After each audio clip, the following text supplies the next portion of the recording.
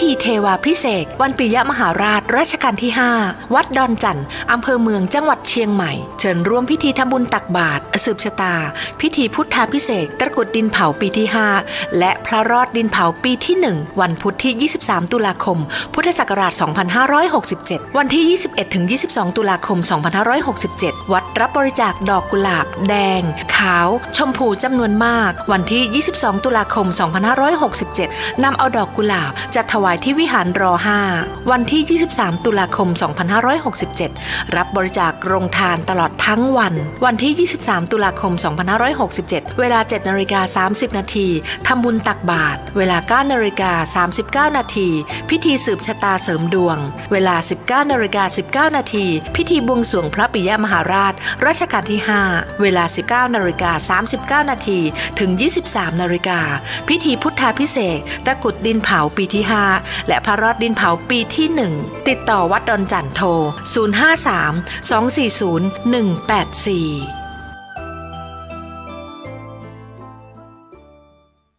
053-240-184กฐินทานคือสังฆทานบุญข่าวสารเพื่อการประชาสัมพันธ์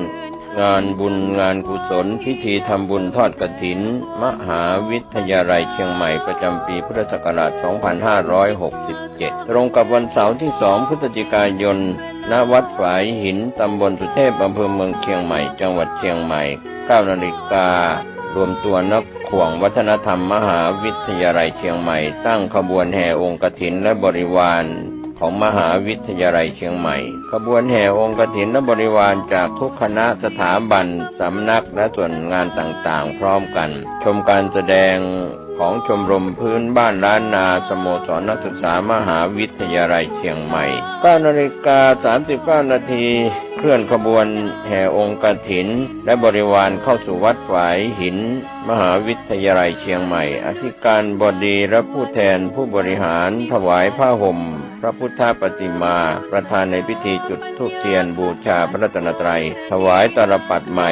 แด่ประธานพระสงฆ์ไหว้พระสมาทานเบญจศีลสุมาครัวตาลและโอกาสเวนตาลตามประเพณีร้านนาประธานในพิธีกล่าวนำคำถวายผ้ากฐินแด่พระสงฆ์น้อมนำผ้าไตรกฐินและผ้าไตรคู่สวดวางบนพานแว่นฟ้าด้านหน้าพระสงฆ์พระสงฆ์อัปโรกฐินประธานในพิธีถวายผ้าไตรกฐินและรองประธานถวายผ้าไตรคู่สวดและบริวารกฐินโดยนายกสภามหาวิทยาลัยอุปนายกสภามหาวิทยาลัยกรรมการสภามหาวิทยาลัยนายกสมาคมนักศึกษาเก่ามหาวิทยาลัยเชียงใหม่อธิการบดีรองอธิการบดีผู้ช่วยอธิการบดีประธานกรรมการส่งเสริมมหาวิทยาลัยเชียงใหม่คณบดีผู้อำนวยการสถาบันสำนักศูนย์กองประธานสภาพนักงานประธานสภานักศึกษามหาวิทยาลัยเชียงใหม่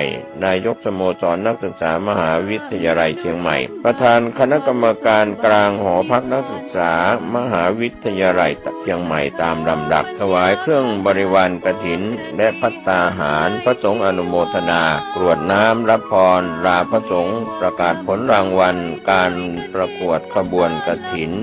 10:30 นาทีโดยประมาณเสร็จพิธีขอเชิญชวนผู้ใจบุญใจกุศลชาวมหาวิทยาลัยเชียงใหม่ภายนอกมหาวิทยาลัยเชียงใหม่ร่วมงานทำบุญทอดกฐินของมหาวิทยาลัยเชียงใหม่ตรงกับวันเสาร์ที่ 2 พฤศจิกายน พุทธศักราช 2567 กับพระสงฆ์ที่จำพรรษาท่วนไตรมาสณวัดฝายหินตำบลสุเทพอำเภอเมืองเชียงใหม่จังหวัดเชียงใหม่ได้บุญร่วมบุญอนุโมทนาบุญโดยทั่วหน้ากันกฐินทาน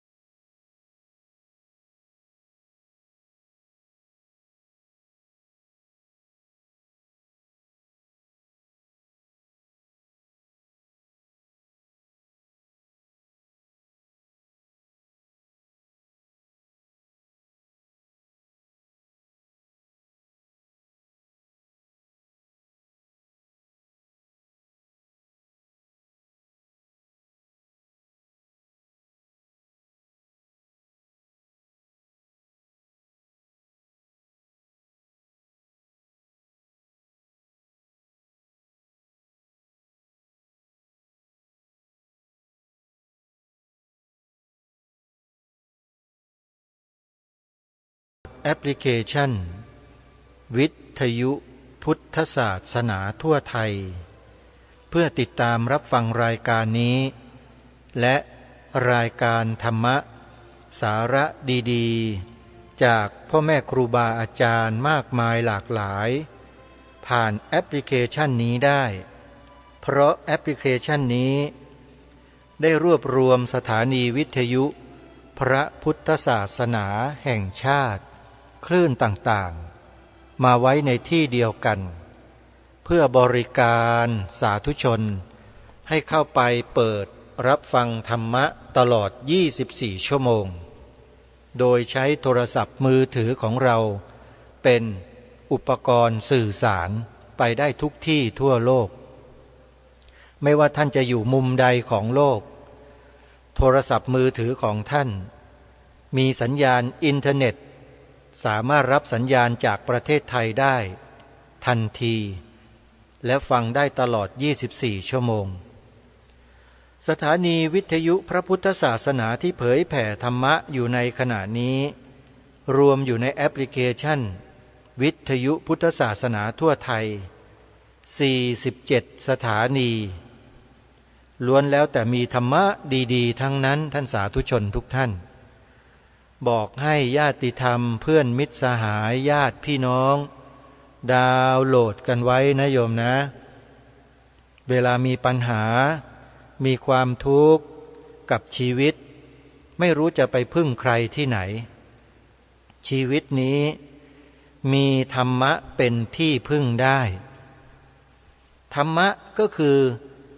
การแสดงเหตุแสดงผลให้เราได้รู้จักใช้ความคิดพิจารณาถึงความเป็นจริงแค่นั้นเองบางทีเราไม่เข้าใจเรายังไม่รู้สิ่งอยู่ที่ใกล้ๆเรานี่แหละแต่เราไม่รู้พอมีครูบาอาจารย์ผู้รู้ท่านมาแสดงมากล่าวมาไขเราก็เข้าใจณตรงนั้นเลยหลายต่อหลายคนมีปัญหาชีวิตหาทางแก้หาทางออกมานานหลายปีหาไม่ได้สักทีหนึ่งพอดาวน์โหลดแอปพลิเคชันนี้เปิดฟังธรรมะสถานีวิทยุต่างๆปรากฏว่าทุกข์เหล่านั้นปัญหาเหล่านั้นหลุดหมดเลยจากการฟังนี่แหละอย่าพึ่งเชื่อนะท่านผู้ฟังที่ผู้ดำเนินรายการพูดเนี่ยอย่าพึ่งเชื่อแต่ท่านจงดาวน์โหลดแล้วลองมาฟังกันดูเถอะท่านจะเข้าใจไม่วันใดก็วันหนึ่งสามารถเลือกรับฟังได้47สถานีหนึ่งบางสถานีเปิด24ชั่วโมงเลยแล้วอยู่ที่ไหนก็ฟังได้อันนี้คือความพิเศษไม่เหมือนเดิมคือโลกเดี๋ยวนี้มันเปลี่ยนไปแล้วโยมสามารถที่จะนำธรรมะพกติดตัวไปได้ตลอด24ชั่วโมงอยู่ในโทรศัพท์มือถือของเราแล้วเราต้องขอบคุณวัดป่าจริยธรรมที่พัฒนาแอปพลิเคชันนี้ขึ้นมาให้แก่พวกเราแล้ววันนี้เป็นวันกำหนดถวายผ้ากฐินสามัคคีที่วัดป่าจริยธรรมด้วยวัดหนองกายด้วยวัดอารามมงคลด้วยวัดบ้านปลาคูนด้วยญาติโยมที่ฟังรายการอยู่นะอยู่ที่วัดไหนใกล้ที่ไหนให้ไปทำบุญที่นั่นโยมสมมุติอยู่เชียงใหม่อำเภอแม่แตงจังหวัดเชียงใหม่ไปทำบุญที่วัดหนองกายโยมวันนี้ถวายผ้ากฐินร่วมกันสร้างอุโบสถทรงเจดีย์พุทธคยากันวัดป่าจริยธรรมก็อยู่ที่อำเภอนาด้วงจังหวัดเลยก็ไปร่วมถวายผ้ากฐินกันออนไลน์ก็ได้โยมโอนปัจจัยเข้าไปเพราะว่าวันนี้วัดป่าจริยธรรมถวายผ้ากฐินเพื่อร่วมกันสร้างมหาอุโบสถหลังใหญ่ใช้พื้นที่จัดสร้าง900ตารางวา400ตารางวาเป็น1ไร่800ตารางวาเป็น2ไร่ สถานที่สร้างอุโบสถนี้มี900ตารางวาก็2 ไร่กับ1 งานญาติโยมเรียกว่ามหาอุโบสถคืออุโบสถหลังใหญ่ทำไมสร้างใหญ่นะอุโบสถหลายคนอาจจะตั้งคำถามท่านพระครูจริยสารธรรมเจ้าคณะอำเภอนาด้วงเจ้าวาดเนี่ยท่านมีความตั้งใจสร้างให้ใหญ่เพื่อใช้เป็นสถานที่ปฏิบัติวิปัสสนากรรมฐานโยมได้ประโยชน์ไหมล่ะสร้างอุโบสถวัดป่าจริยธรรมเนี่ยลองคิดดูใครต้องการอานิสงส์แห่งบุญมากมายมหาศาลนะโยมอย่าพลาดเชียวนะโทรศัพท์ไปที่เบอร์นี้โยม0833275700ของวัดหนองกายก็เช่นเดียวกันนอกจากตั้งเป็นศูนย์ช่วยเหลือผู้ประสบภัยน้ำท่วมมาโดยตลอดตั้งแต่วันที่5 ตุลาคมที่น้ำเข้ามาจนกระทั่งถึงวันนี้วัดหนองกายก็ยังคงช่วยเหลือผู้ประสบภัยน้ำท่วมอยู่นะโยมนะจัดตั้งเป็นโรงทานทำอาหารนะทำอาหารใส่กล่องเลยเรียบร้อยพร้อมทานเลยเอาไปมอบให้ผู้ประสบภัยน้ำท่วมที่ตอนนี้ไม่สามารถปรุงอาหารได้ก็จะให้จิตอาสาขับรถส่งอาหารไปตลอดแล้ววันนี้ก็ถวายผ้ากฐินด้วยเนี่ยวัดอย่างเนี้ยโยมที่ทางรายการแนะนำโยมก็ร่วมบุญเข้าไปมีเบอร์โทรศัพท์ของวัดหนองกายให้ญาติโยมได้ร่วมโทรเข้าไปร่วมบุญกันนะ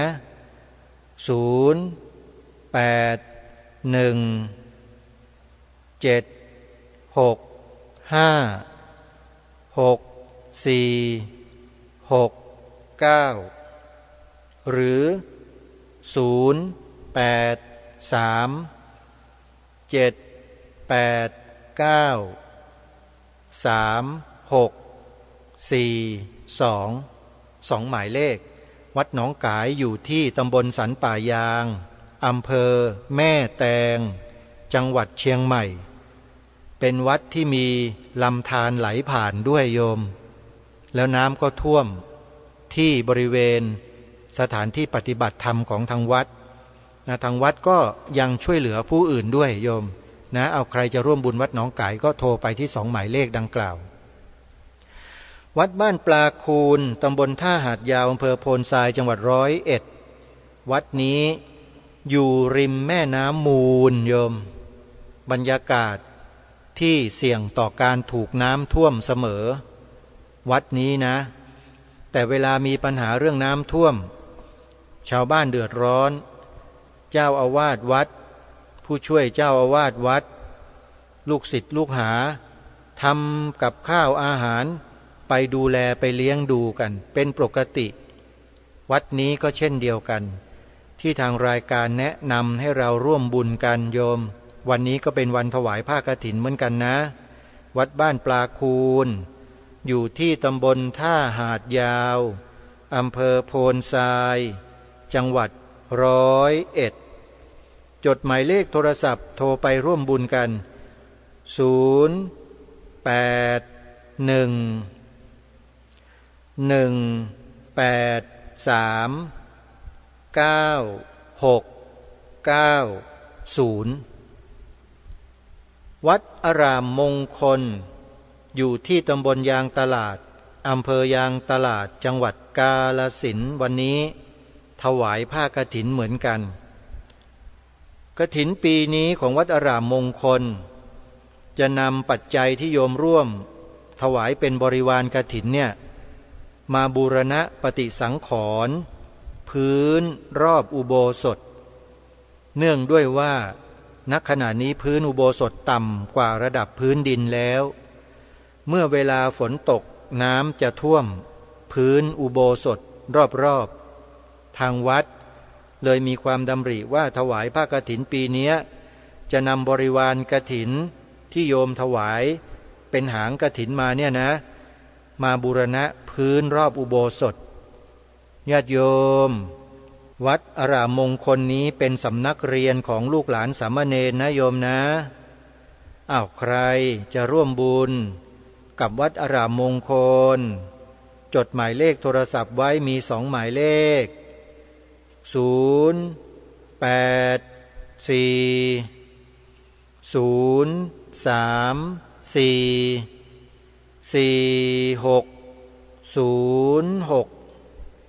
4606และ094 281 3500มาอีกวัดหนึ่งโยมวัดสามชุกอำเภอสามชุกจังหวัดสุพรรณบุรีวัดนี้ไม่ต้องบอกเพราะใครๆก็รู้จักหมายความว่ารู้จักในฐานะที่เป็นพระสงฆ์ผู้เสียสละท่านเป็นพระผู้ให้โยมให้ชีวิตถวายเป็นพุทธบูชาจริงๆอาตมาภาพเคยได้ทำกิจกรรมร่วมกับท่านมาหลายต่อหลายปีบอกได้เลยว่าวัดนี้น่าทำบุญมากบุญกฐินปีนี้ของวัดสามชุกจัดถวายในวันที่9 พฤศจิกายนนะโยมวัดสามชุกนะถวายกฐินวันที่9 พฤศจิกายนและงานบุญกฐินของวัดสามชุกนี้จะไม่เหมือนใครพอเสร็จบุญกฐินก็บวชเนกขัมมะนุ่งขาวห่มขาวให้ญาติโยมปฏิบัติบำเพ็ญอยู่ในวัดอีก 3-4 วันไปจนถึงวันที่12 พฤศจิกายนเลยเป็นอย่างนี้ทุกปีท่านสาธุชนทั้งหลายเพราะฉะนั้นใครจะร่วมบุญกับวัดสามชุกนะจดโทรศัพท์ไว้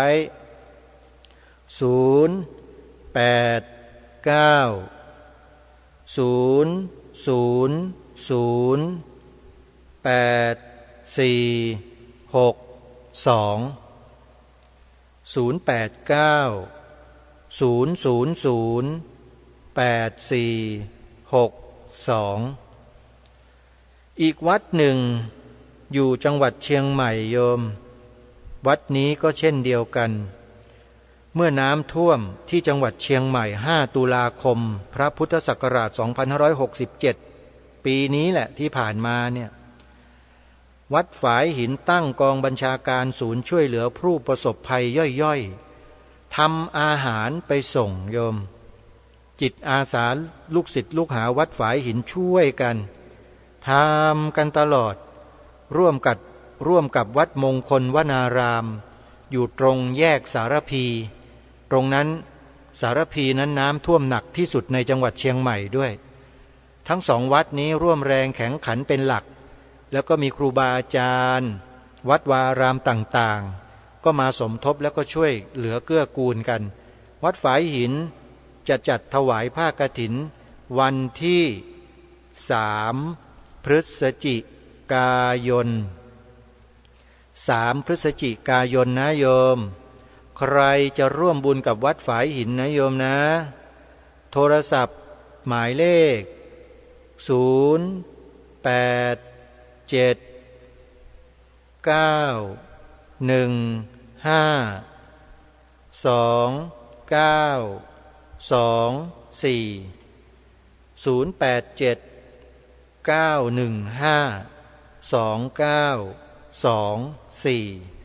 ขออนุโมทนาบุญ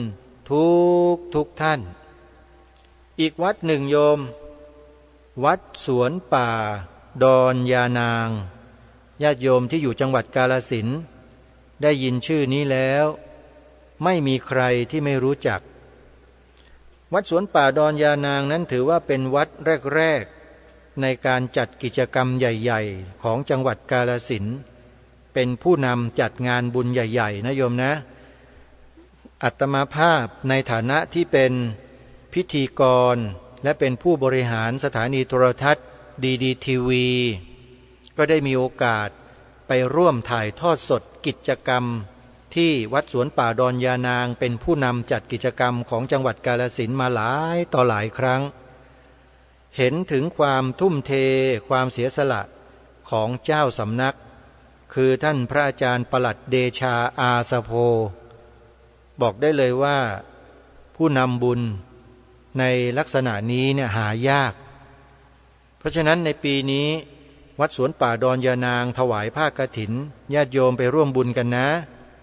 ใครจะร่วมบุญโยมโทรศัพท์ไปได้ที่หมายเลข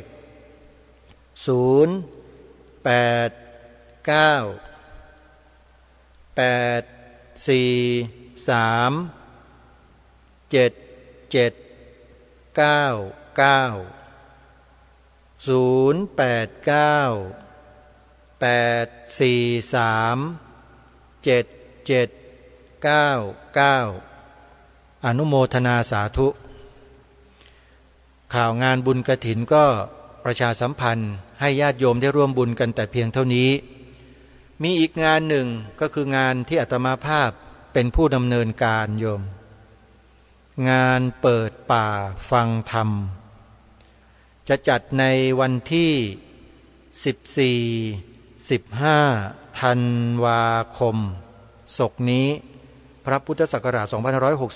2567จัดงานครั้งนี้มีความดำริก็คือต้องการให้มีการบำเพ็ญกองการกุศลในพื้นที่ที่ปลูกป่าในสวนป่าสามัคคีธรรมในรอบ5 ปีโยมในรอบ5 ปียังไม่เคยจัดงานเช่นนี้เลยครั้งนี้ถือว่าเป็นการจัดงานครั้งแรกเชิญชวนศรัทธาสาธุชนโดยทั่วไปใครก็สามารถที่จะมาร่วมงานได้นะโยมนะสวนป่าสามัคคีธรรมที่อาตมาภาพไปปลูกป่าไว้จำนวน10 กว่าไร่เนี่ยอยู่ที่ตำบลบ้านผืออำเภอจอมพระจังหวัดสุรินทร์ถามว่าอยู่หมู่ไหนหมู่5บ้านสามัคคีหมู่5บ้านสามัคคีนี้ญาติโยมต้องเข้ามาทางถนนทางหลวงหมายเลข214สุรินทร์ท่าตูมเส้นนี้จะเลี้ยวเข้าสู่สวนป่าสามัคคีธรรมใกล้ที่สุดประมาณ3 กิโลเศษเท่านั้นเองผ่านบ้านขามแล้วก็ผ่านบ้านปลาเข็งพอเลยบ้านปลาเข็งไปก็เป็นบ้านสามัคคีสวนป่าสามัคคีธรรมนั้นอยู่ก่อนเข้าหมู่บ้านสามัคคีทางด้านซ้ายมือถ้าโยมเข้าถนนที่ถูกต้องเนี่ยโยมก็จะไปอย่างไม่ผิดสายแน่นอนทางหลวงชนบทสเสือรอเรือ4107หรือ4017นี่แหละประมาณนี้นะ4017เป็น4017นะขออภัยถ้าผิดต้องขออภัยด้วยโยมก็เข้าไปที่เส้นนี้ได้เลยเข้าตรงบ้านขามนะบ้านขามอำเภอจอมพระจังหวัดสุรินทร์เข้าไปประมาณ3 กิโลเมตรเศษจะเห็นสวนป่าสามัคคีธรรมอยู่ซ้ายมือโยมก็สามารถเข้าไปร่วมกิจกรรมได้ทีนี้สวนป่าสามัคคีธรรมเนี่ยเราไม่ได้เน้นการปลูกสร้างอาคารสถานที่อะไรต่างๆเลยโยมจึงไม่มีความพร้อมหลายอย่างสิ่งที่ทางสวนป่าสามัคคีธรรมต้องการอย่างมากเลยนะมีอยู่3 ประการ 1. น้ำอาหาร 2. กระแสไฟฟ้า 3. อุปกรณ์ที่จะทำอาคารสถานที่เต็นท์ชั่วคราวหรือจะบอกว่าเช่าเต็นท์ก็ได้นะเรียกว่าอาคารชั่วคราวที่จะต้องจัดต้องเตรียมต้องหามาตรงนี้ก็ต้องใช้งบประมาณพอสมควรเลยโยมโดยเฉพาะเรื่องน้ำเนี่ยสวนป่าสามัคคีธรรมมีน้ำใช้ไม่พอถ้าผู้คนมาเยอะๆเนี่ยจำเป็นจะต้องขุดบ่อน้ำอีก1 บ่อใครจะรับเป็นเจ้าภาพทางสวนป่าสามัคคีธรรมยินดีนะโยมนะเจ้าภาพบ่อน้ำเนี่ยอาตมาภาพทราบว่ามีคนต้องการเป็นเจ้าภาพกันเยอะแต่หาสถานที่ที่จะเป็นเจ้าภาพยากเพราะไม่ค่อยมีใครจะทำเท่าไหร่น้อยหรืออาจจะไม่ค่อยรู้วันนี้ก็เลยขอประกาศเลยโยมใครเป็นเจ้าภาพค ขุดบ่อน้ำบ้างโยมเป็นเจ้าภาพบ่อน้ำนะเป็นบ่อน้ำบาดาลนี่แหละใครจะขุดใครจะเป็นเจ้าภาพอาตมายินดีต้อนรับเลยโยมนะภายในเดือนพฤศจิกายนนี้เท่านั้นนะโยมนะภายในเดือนพฤศจิกายนนี้เท่านั้นใครที่สนใจจะรับเป็นเจ้าภาพขุดบ่อน้ำโทรศัพท์มาแสดงความจำนงที่อาตมาภาพได้โดยตรงเลยโยมเมื่อขุดบ่อน้ำแล้วก็ต้องมีสถานที่รับน้ำเพื่อไว้จ่ายน้ำออกไปก็คือแท่นรับถังน้ำโยมต้องมีแท่นสำหรับตั้งถังน้ำขึ้นไปให้สูงประมาณ 5-6 เมตรนะฮะใครจะเป็นเจ้าภาพแท่นสำหรับตั้งถังน้ำก็ยินดีเช่นกันนะส่วนถังน้ำนั้นเราพอมีแล้วแต่เราต้องการบ่อน้ำกับแท่นตั้งถังน้ำใครจะรับเป็นเจ้าภาพติดต่อมาที่อาตมาภาพได้เลยโรงทานอาหารน้ำดื่มก็เช่นเดียวกันใครจะรับเป็นเจ้าภาพนะโยมนะร่วมกันคนละไม้คนละมือก็ได้ติดต่อมาที่อาตมาภาพหรือถ้าญาติโยมท่านใดสะดวกในการที่จะโอนปัจจัยผ่านบัญชีธนาคารผ่านเบอร์พร้อมเพย์ก็ได้โยมอาตมาภาพยินดีนะโอนปัจจัยมาได้ที่ธนาคารไทยพาณิชย์ธนาคารไทยพาณิชย์เลขบัญชี114214987ธนาคารไทยพาณิชย์เลขบัญชี11491949897ชื่อบัญชีพระประหลัดนรงฤทธิ์อาตมาภาพจะเป็นผู้ดำเนินการให้นะโยมนะอนุโมทนาบุญทุกท่านโยมเหมยจุมอ่อนพาคณะญาติธรรมเนี่ยร่วมกันบริจาคเข้ามารวมแล้วก็ประมาณ 4,000 กว่าบาทอนุโมทนาสาธุโยมแม่ศรีนวลรันจวนจากดอยสะเก็ดจังหวัดเชียงใหม่ก็ร่วมบุญมา300 บาทแล้วก็สนับสนุนรายการคดีโลกคดีธรรม300 บาทเป็น600 บาทนะท่านใดจะร่วมบุญก็ขอเชิญได้อาตมาภาพยินดีโยมไม่มีญาติโยมที่จะเป็นผู้อุปถัมภ์โดยตรงโยมถ้าเป็นครูบาอาจารย์เป็นพระรูปอื่นๆที่เขามีชื่อเสียงพอเป็นที่รู้จักเนี่ยแล้วก็พูดจาไพเราะพูดจามีหลักมีเกณฑ์พูดธรรมะบ่อยๆทำกิจกรรมบ่อยๆเนี่ยก็จะมีญาติโยมที่ช่วยเหลือดูแลเป็นประจำแต่สำหรับรายการคดีโลกคดีธรรมนั้นมีแต่รายการแต่ไม่เคยทำกิจกรรมเลยโยมจะสังเกตเห็นใช่ไหมฮะไม่มีผ้าป่าไม่มีกฐินไม่มีงานกิจกรรมอะไรเลยจึงไม่มีโยมประจำเพราะฉะนั้นเวลาประกาศบอกบุญออกไปเนี่ยโยมจะได้ปัจจัยมาแต่ละสตังค์แต่ละบาทที่ญาติโยมจะทำบุญมาเนี่ยก็ไม่ใช่เรื่องง่ายๆนะฮะอาตมาก็เข้าใจว่าอาตมาภาพเองก็ไม่มีความสามารถที่จะยังศรัทธาให้ญาติโยมได้เกิดขึ้นอย่างต่อเนื่องได้โยมเพราะว่าทำรายการในลักษณะเช่นนี้เนี่ยก็จะต้องได้รับคำวิพากษ์วิจารณ์ความรู้สึกที่ไม่ดีเป็นความรู้สึกที่ไม่เห็นด้วยกันก็ไม่ใช่น้อยเลยแต่อาตมาภาพก็เข้าใจนะไม่มีปัญหาหรอกโยมผู้ที่มีความเข้าใจมีศรัทธาก็พอมีนะพอมีอยู่บ้างนะอันนั้นแหละก็คือสิ่งที่อาตมาภาพบอกออกไปนี่แหละก็เฉพาะผู้ที่มีศรัทธานะโยมนะก็ร่วมกันเข้ามาคนละเล็กๆคนละน้อยนะฮะก็ช่วยกันมาอาตมาก็จะได้ไปจัดกิจกรรมนี้ให้เสร็จลักษณะของกิจกรรมการงานเปิดป่าฟังธรรมเนี่ยก็คือการนิมนต์พระที่เป็นนักแสดงธรรมบรรยายธรรมในพื้นที่ภูธรต่างๆที่รู้จักที่คุ้นเคยกันอย่างเช่นในจังหวัดสุรินทร์เนี่ยนะก็มีพระมหาศิลป์คุตตวัฒโนวัดป่าบ้านผือเงี้ยรัตนบุรีสุรินทร์โยมพระครูประภัสสมาธิคุณท่านก็มาปลูกป่าด้วยท่านอาจารย์พระครูศรีธีราพรรองเจ้าคณะจังหวัดเลยเงี้ยวัดวารีสาร ท่านก็เมตตามาปลูกป่าให้ก็จะนิมนต์ท่านมาพระครูจริยสารธรรมเจ้าคณะอำเภอนาด้วงเนี่ยว่าเจ้าวาดวัดป่าจริยธรรมก็จะนิมนต์ท่านมาพระครูอุดมวรานุวัตรเจ้าคณะตำบลศรีสงครามเจ้าวาดวัดศรีอุดมวงศ์อำเภอวังสะพุงจังหวัดเลยเนี่ยนี่คือหลักๆที่จะต้องมานะฮะแล้วก็ยังมีเจ้าวาดวัดป่าอาเจียงพระครูสมุหารอย่างเนี้ยเป็นวัดที่มีช้างเยอะที่สุดแห่งหนึ่งของประเทศไทยเนี่ยนะก็จะต้องนิมนต์ท่านมาแล้วก็ยังมีครูบาอาจารย์ที่จังหวัด101อย่างท่านพระครูสมุนิติศาสตร์ยานิสโรเนี่ยพาคณะมาปลูกป่าที่นี่ก็ต้องนิมนต์ท่านมาอย่างท่านพระอาจารย์ต้นที่วัดท่าพระยาจักรท่านพระอาจารย์ชลัดวัดถ้ำแฝดอย่างเงี้ยท่านองค์พจนกรโกศลท่านเสียงป้อเจ้าวาดวัดธรรมปัญญารามบางม่วงเป็นต้นนะครับถ้าเอ่ยนามไม่หมดต้องกราบขออภัยด้วยเนี่ยเหล่านี้เป็นต้นนะครับก็ต้องนิมนต์ท่าน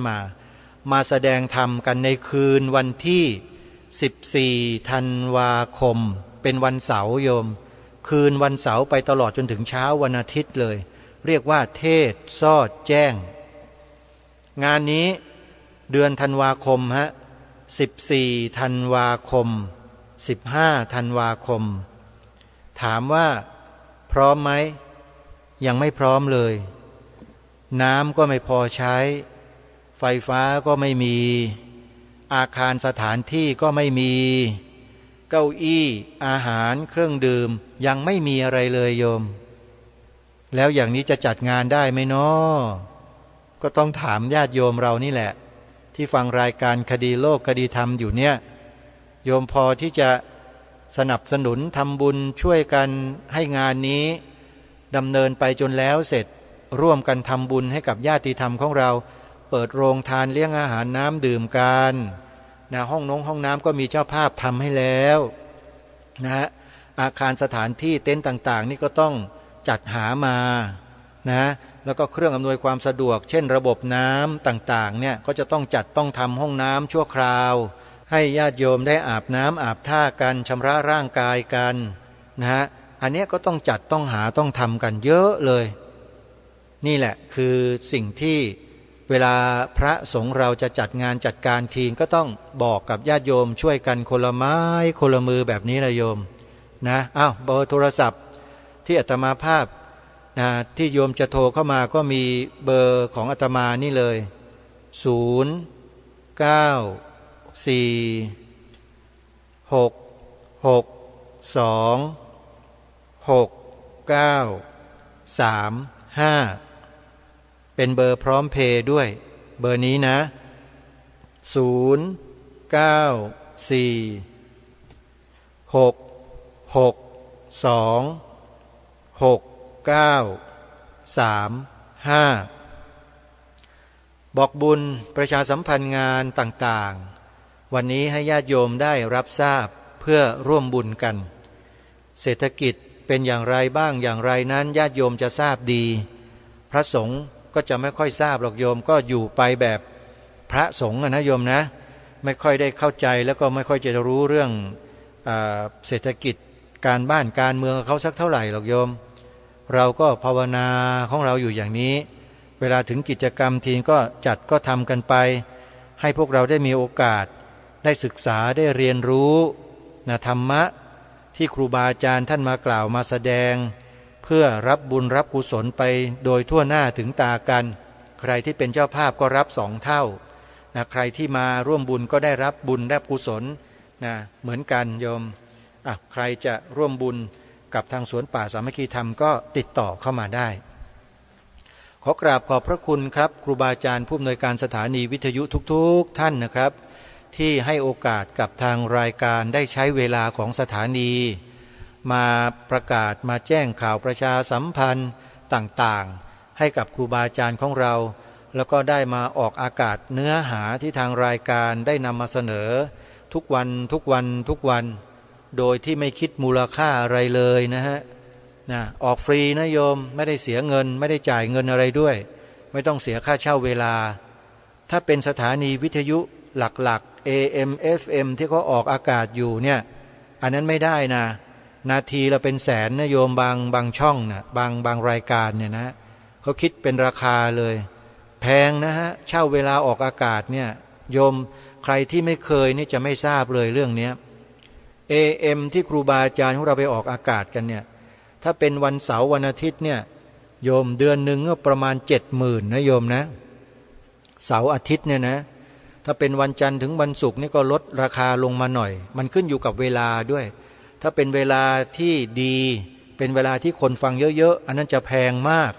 นะ70,000 80,000นะแล้วก็เป็นสถานีวิทยุที่ดังแล้วมีคนฟังเยอะก็จะไปเช่ากันที่นั่นกันเยอะ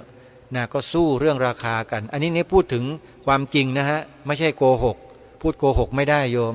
เป็นความจริงอาตมาภาพเองก็เคยมีเจ้าภาพนะเช่าเวลา AM ให้พักหนึ่งปรากฏว่าจัดไปแล้วมีแต่จ่ายไม่มีรายรับเข้ามาเพราะรายการของอาตมาภาพไม่ใช่รายการบอกบุญไม่ใช่รายการที่ชวนไปทำกิจกรรมงานบุญอะไรโยมเป็นรายการที่ให้ความรู้ปลุกจิตสำนึกผู้คนในสังคมให้เกิดสำนึกต่อแผ่นดินเกิดต่อบรรพชนบรรพบุรุษต่อชาติต่อพระพุทธศาสนาต่อสถาบันพระมหากษัตริย์เป็นหลักเพราะฉะนั้นกิจกรรมจะไม่ค่อยมีโดดเด่นอะไรมากมีแต่ให้ข้อคิดมุมมองแล้วก็ให้พวกเราเนี่ยร่วมกันพิจารณาถึงประเด็นต่างๆที่ทางรายการหยิบยกมานำเสนอในรายการเหมือนอย่างวันนี้มีความตั้งใจจะมาปรารภมาพูดถึงเรื่องการกล่าวธรรมการแสดงธรรมการสอนธรรมของคนในยุคปัจจุบันของพระสงฆ์ในยุคปัจจุบันนี้นะเท่าที่ติดตามข้อมูลติดตามข่าวสารอยู่ณขณะนี้เนี่ยมีการกล่าวธรรมแสดงธรรมของบุคคลหนึ่งที่กำลังเป็นที่โด่งดังเป็นที่สนใจของคนในสังคมมากนะฮะซึ่งไม่ต้องไปเอ่ยนามหรอกทุกท่านก็น่าจะทราบดีเป็นคฤหัสถ์ผู้ชายโยมนะเป็นคฤหัสถ์ผู้ชายนะแล้วก็ผมก็เกรียนเหมือนกับจะโกนผมอย่างนั้นแหละนุ่งขาวห่มขาวใส่ชุดสีขาวเสื้อผ้าสีขาวนะก็มากล่าวธรรมมาพูดอะไรต่างๆที่เขาอ้างนะเป็นธรรมะอย่างนู้นเป็นธรรมะอย่างนี้พระพุทธเจ้าตรัสอย่างนั้นสอนอย่างนี้อะไรต่างๆล่าสุดเนี่ยก็มีพระสงฆ์หลายๆรูปออกมาวิพากษ์วิจารณ์ออกมาอธิบายให้สาธุชนได้รับทราบถึงกรณีดังกล่าวหลายต่อหลายรูปเลยอาตมาภาพก็เปิดฟังดูบางท่านก็พูดสั้นๆพอที่จะได้ใจความบางท่านก็พูดยาวเป็นชั่วโมง2 ชั่วโมงก็มีก็ลองฟังดูแล้วเหตุผลหลักการวิธีการต่างๆน่าสนใจนะสิ่งที่เขานำเสนอกับสิ่งที่พระสงฆ์เรานำเสนอที่ผ่านมาในอดีตจนถึงปัจจุบันแล้วจะเป็นอย่างนี้ไปในอนาคตเนี่ยมันมีความแตกต่างกันลิบลับเลยโยมวาจาสุภาพต่างๆก็ดีอันนี้ยังคงมีความจำเป็นสำหรับสังคมมนุษย์เราโยมเรื่องวาจาเนี่ยพระพุทธเจ้าตรัสว่าเป็นเรื่องที่มีความสำคัญมากถึงขนาดบัญญัติไว้เป็นพระวินัยมากมายเลยแล้วการที่สร้างคนให้แตกแยกทำให้คนแตกแยกทะเลาะเบาะแว้งกันทำให้สงฆ์แตกแยกก็เพราะวาจาหรือวจีกรรมนี่แหละเพราะฉะนั้นเรื่องวจีกรรมเนี่ยสำคัญนะโยมนะใครบอกว่าไม่สำคัญบ้างไม่ใช่พูดพล่อยๆกันออกมาแล้วก็หาว่าคนนู้นไม่ดีคนนั้นไม่ถูกไอ้นี่ไม่ใช่ไอ้โน่นไม่ดีอะไรต่างๆเหล่านี้ไปบลูลี่ไปว่าไปด่าไปอะไรเขาเนี่ยไปบริพาทเขาโดยยกตัวเองเนี่ยว่าเป็นผู้รู้เป็นผู้ที่นำธรรมะพุทธเจ้ามานะบอกสอนกล่าวเป็นอย่างนั้นอย่างนี้ต่างๆเป็นผู้รู้กว่าคนอื่นนะพูดง่ายๆนะแล้วเก่งกว่าคนอื่นอันเนี้ยอาตมาคิดว่าเราต้องไปฟังผู้ที่เขาวิพากษ์วิจารณ์โดยเฉพาะพระสงฆ์ที่ออกมาในช่วงนี้หลายต่อหลายรูปที่ท่านกล่าวที่ท่านแสดงโดยล้วนแต่นำคำสอนของพระสัมมาสัมพุทธเจ้าที่มีปรากฏอยู่ในคัมภีร์ทางพระพุทธศาสนาด้วยนำมาบอกมาสอนเราแล้วก็มีพระบางรูปนะที่ไปกล่าวไปพูดในลักษณะว่าพระพุทธเจ้านั่นแหละเป็นครูของเราพระไตรปิฎกไม่ใช่ครู ใช่ที่ไหนเราพระไตรปิฎกนะ่ะไม่ใช่พระพุทธเจ้าโยมฟังแล้วรู้สึกยังไงบ้างพระพุทธเจ้านั่นแหละเป็นครูของเราพระไตรปิฎกใช่ที่ไหนล่ะพระไตรปิฎกไม่ใช่พระพุทธเจ้าโยมพระพุทธเจ้ายังทรงมีพระชนอยู่ไหมเนี่ยยุคนี้เสด็จดับขันธ์ปรินิพพานไปนานแล้วใช่ไหมแล้วการอ้างถึงพระพุทธเจ้าว่าเป็นครูของเราเพียงองค์เดียวแล้วที่คุณได้รับคำสอนจากพระพุทธศาสนามาปฏิบัติจนคุณมีความรู้ความเข้าใจทุกวันนี้เนี่ยคุณฟังจากพระสัมมาสัมพุทธเจ้ามาจากที่ไหนคุณไปนั่งฟังพระองค์ตรัสมาจากที่ไหนเมื่อไรใช่ไหมนี่ถ้าคนไม่คิดก็ไปเชื่อไงเชื่อเป็นตุเป็นตะเลยว่าพระไตรปิฎกนี่ใช้ไม่ได้อะ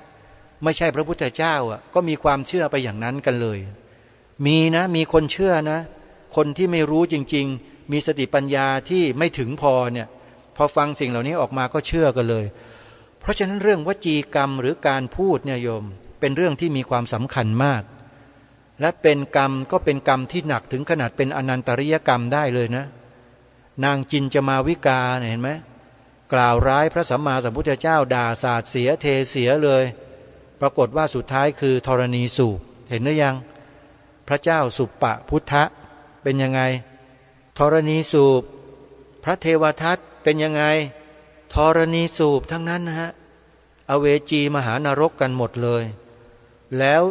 มีอายุยืนยาวนานอยู่ในอเวจีมหานรกนี่นานมากนะพวกเนี้ยไม่ได้ผุดไม่ได้เกิดเดี๋ยวเขาหรอกเพราะมันยังไม่หมดกรรมต้องใช้กรรมกันจนหมดจนสิ้นไปนั่นแหละไม่รู้กี่พุทธันดรนะกว่าจะสิ้นกรรมกันเนี่ยนานแสนนานเลยนะจะว่าเป็นล้านปีนี่ก็ไม่น่าจะผิดนะโยมนะอันเนี้ยก็เลยอยากจะบอกกับพวกเราทุกท่านทุกคนว่าจะฟังใครพูดกล่าวอะไรก็แล้วแต่เราเนี่ยจะต้องทำตัวเราเองให้มีความรู้ความเข้าใจในหลักธรรมคำสอนที่ถูกต้องให้ดีให้ครอบคลุมเสียก่อนถ้าเราไม่ศึกษาให้ดีให้ครอบคลุมเสียก่อนไม่เข้าใจให้ครอบคลุมเสียก่อนเนี่ยพอเราไปฟังใครบางคนเข้ามันเกิดความรู้สึกร่วมกับคนคนนั้นได้ง่ายเพราะคนคนนั้นหรือหลายคนนั้นอ้างว่าเป็นคำสอนของพระสัมมาสัมพุทธเจ้าเท่านั้นแหละเราก็เชื่อเลยอันนี้หมายถึงคนที่ไม่เคยศึกษาอย่างละเอียดอย่างเข้าใจอย่างครอบคลุมนะก็จะหลงเชื่อทันทีเลยแต่ถ้าบุคคลที่มีการศึกษาเล่าเรียนพระธรรมคำสอนมาด้วยอย่างดีครอบคลุมมาแล้วเนี่ยพอฟังแล้วท่านก็ตั้งใจฟังพิจารณาตามแล้วก็นำหลักธรรมคำสอนที่ตนเองศึกษาเรียนรู้มาดีแล้วครอบคลุมแล้วเนี่ยมาเทียบเคียงดูปรากฏว่าเราไม่ได้เชื่อในสิ่งที่เขาพูดแล้วเราก็สังเกตความผิดปกติในคำพูดเหล่านั้นชัดเจนนี่คือผู้ที่ศึกษามาดีแล้วนะอย่างพระสงฆ์เราจำนวนมากในประเทศเนี้ยที่ท่านศึกษาเรียนรู้มาดีเนี่ยพอฟังแล้วครูบาอาจารย์ที่ฟังแล้วก็มีความรู้สึกเช่นเดียวกันว่ามันไม่น่าจะใช่นะแล้วมันไม่ใช่นะมันผิดนะไม่ถูกต้องนะกล่าวอย่างนี้แสดงแบบนี้พูดแบบนี้ไม่ได้นะมันมีข้ออุปมาที่อาตมาภาพเคยอธิบายให้คณะบุคคลคณะหนึ่งได้ฟังถึงกรณีดังกล่าวเนี้ยการกล่าวธรรมการแสดงธรรมโดยอ้างพระสัมมาสัมพุทธเจ้าแล้วนำเอาความรู้สึกตัวเองนะใส่เข้าไปในคำกล่าวคำแสดงนั้นแล้วเกิดความรู้สึกร่วมกับผู้ฟังผู้ฟังมีความรู้สึกร่วมกับผู้พูดนั้นแล้วก็มีความเชื่อว่าเป็นคำสอนของพระสัมมาสัมพุทธเจ้าจริงคนก็จะคล้อยตามไหลตามคล้อยตามไหลตามพูดทุกวันฟังทุกวันฟังทุกวันพูดทุกวันพูดทุกวันฟังทุกวันเข้ามันเกิดความรู้สึกเป็นอันหนึ่งอันเดียวกันง่ายๆเลยนะอันนี้ขอบอกนะว่าง่ายเลยสำหรับคนที่ไม่เคยศึกษาพระธรรมคำสอนมาอย่างละเอียดมาอย่างครอบคลุมวงเล็บไว้เลยนะโยมท่านผู้ฟังครับวงเล็บเอาไว้เลยนะผู้ที่ไม่เคยศึกษาเล่าเรียนมาโดยลำดับอย่างละเอียดอย่างครอบคลุมจะหลงเชื่อคนเหล่านี้ง่ายๆเชื่อเลยลองดูสิฮะคนที่ไปเชื่อบุคคลเหล่านี้ ที่ศึกษาเรียนรู้มาดีๆหมายถึงทางธรรมนะนักธรรมตรีโทเอกศึกษาบาลีประโยค1 2ประโยค9นะทั้งหมดแล้วก็ศึกษาพระอภิธรรมมาอัตถกถาดีกาพระบาลีพระไตรปิฎกศึกษามาดีแล้วเนี่ยเขาไม่ได้ไปคล้อยตามคนเหล่านี้แม้สักคนเดียวไม่มีเลยนะฮะคนที่เชื่อคนที่หลงเหล่านี้ล้วนแล้วแต่คนที่ไม่ได้ศึกษาเล่าเรียนกันมาแทบทั้งนั้นเลยเรียนแต่ก็เรียนแค่ผิวๆเผินๆฟังมาผิวๆเผินๆแต่ไม่ได้ศึกษาอย่างละเอียดจึงไม่เข้าใจบริบทของธรรมะในอริยสัจสี่เนี่ยบริบทรอบๆมากมายมหาศาลเลยที่เกี่ยวเนื่องกันและไม่ขัดแย้งกันด้วยแต่ไม่ได้ทำการศึกษากันมาพอมีใครสักคนหนึ่งมาอ้างอริยสัจสี่มาอ้างพระสัมมาสัมพุทธเจ้าแล้วก็เอาความรู้สึกตัวเองคำพูดตัวเองสอดแทรกใส่ส่งเข้าไปออกสื่อเข้าไปคนเหล่านั้นที่ไม่ได้ศึกษามาดีเนี่ยนะพอฟังแล้วถูกใจฮะอันดับแรกเลยคือว่าถูกใจจังเลยมีทนายความบางคนนะก็ออกมาชื่นชมเห็นด้วยทั้งที่ผู้ที่เป็นนักปราชญ์บัณฑิตทั้งหลายเขาต่างก็พูดเหมือนกันว่ายังใช้ไม่ได้อันตรายเขาพูดกันอย่างนี้เลยนะผู้ที่มีการศึกษามาดีครูบาอาจารย์ผู้รู้เนี่ยแต่ทนายความบางคนชื่นชมเห็นด้วยอันนี้คืออะไรสังเกตและพิจารณากันให้ดีท่านผู้ฟังทางรายการอุปมาให้กับคณะบุคคลหนึ่งที่กล่าวเมื่อกี้เนี่ยอุปมาเหมือนต้นไม้ใหญ่อุปมาเหมือนร่มเงาคือพระพุทธศาสนาของเรานี่แหละหลักธรรมคำสอนทั้งหมดเปรียบเหมือนต้นไม้ต้นใหญ่ต้นหนึ่งแหละมีพุ่มไม้ใหญ่เลยให้ร่มให้เงาสร้างอากาศที่ดีมากต้นไม้1 ต้นประกอบด้วยรากแก้วรากแขนงรากฝอยโคนลำต้นเปลือกกระพี้เนื้อแก่นกิ่งก้านใบดอก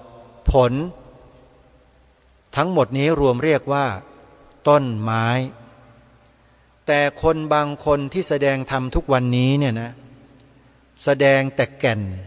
บอกว่าต้องเป็นแก่นต้องฟังแก่นต้องปฏิบัติแก่นต้องแก่นอย่างเดียวโยมคนพวกนี้เขาต้องการแก่นแล้วก็ให้พวกเราเนี่ยตัดโคนตัดรากถากเปลือกถากเนื้อไม้ออกให้หมดกิ่งก้านสาขาเลาะทิ้งให้หมดเหลือแต่แก่นโดเดไว้อย่างเดียวโยมแก่นไม้ท่อนนั้นใช้ประโยชน์อะไรได้บ้างก็ไปทำเสาเรือนได้ต้นเดียวผ่าเป็นพื้นเป็นกระดานแล้วถามว่าประโยชน์ที่จะได้จากต้นไม้ให้ดอกให้ผลให้ร่มให้เงาสร้างอากาศอันบริสุทธิ์มันจะมีเหลืออยู่ไหมฉันใดก็ฉันนั้นโยม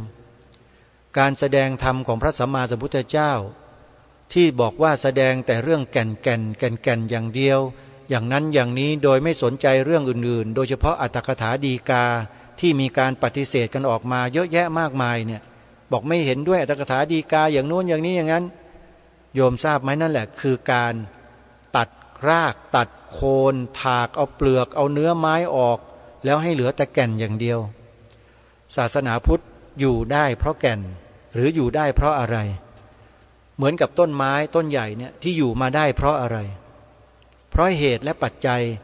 ที่เกี่ยวกับดินน้ำลมไฟอากาศใช่ไหมคนพวกนี้เขาบอกว่าไม่จำเป็น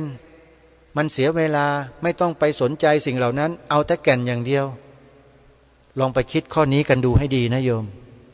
เราต้องการจะรักษาต้นไม้ต้นนี้ไว้ไหมหรือต้องการจะได้แต่แก่นอย่างเดียวไม่สนใจแล้วว่ามันจะเป็นต้นไม้หรือไม่ต้นไม้เอาอย่างนั้นไหมโยมแล้วก็ยืนตากแดดกันอยู่อย่างนั้นนะตากแดดตากฝนก็อยู่อย่างนั้นแล้วก็อากาศก็เสียนะน้ำท่วมเพราะตัดต้นไม้กันแบบนั้นไหมล่ะนี่คือข้ออุปมาอุปไมยให้พวกเราได้คิดกันสักนิดหนึ่งครูบาอาจารย์บูรพาจารย์ในอดีตมาเนี่ยหลายร้อยเป็นพันปีเขารักษาพระพุทธศาสนามาถึงวันนี้ได้เนี่ยเขาไม่ได้กล่าวแบบนี้นะ อย่างทุกวันนี้นะไม่ได้กล่าวได้สอนแบบนี้เลย